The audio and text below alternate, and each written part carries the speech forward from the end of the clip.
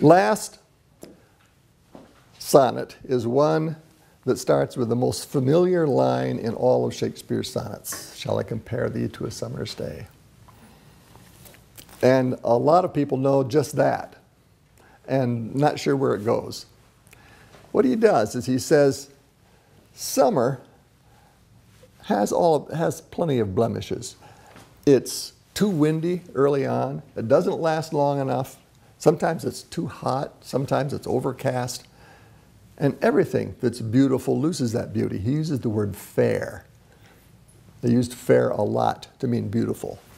Now fair means somewhere below good, which is below very good, which is below excellent. So fair has really lost a lot of cachet over the 400 years. And he says, but you are an exception to this. Your loveliness will not fade. Now, he doesn't say, thy eternal beauty shall not fade. He says, thy eternal summer shall not fade, referring back to the fact that he's used summer as the analogy, another one of his little tricks. And you wonder, what the devil is he talking about if you're reading this for the first time? We know better. We know we're not going to look the same when we're 70 as we did when we were 20. And he even says after death, you got to be kidding me. And then in the end, in the couplet, and this is the way a couplet generally works in these, the couplet is the bang. In the couplet he says, you know why your loveliness will never fade? Because I've just written about it here. As long as there's somebody around to read this, you're all set. He could have been a little more convincing if he told us who he was writing it to. If he wants to have the beauty last for 400 years, how about letting us know who it is? And nobody knows who he wrote these to. Shall I compare thee to sonnet number 18? Shall I compare thee to a summer's day?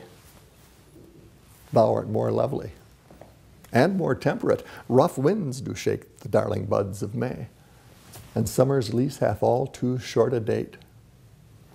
Sometime too hot the eye of heaven shines, and often is his gold complexion dimmed.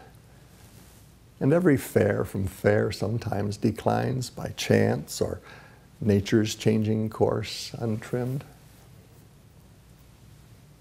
But thy eternal summer shall not fade, nor lose possession of that fair thou owest. Nor shall death brag thou wanderest in his shade when in eternal lines to time thou growest. So long as men can breathe or eyes can see, so long lives this, and this gives life to thee.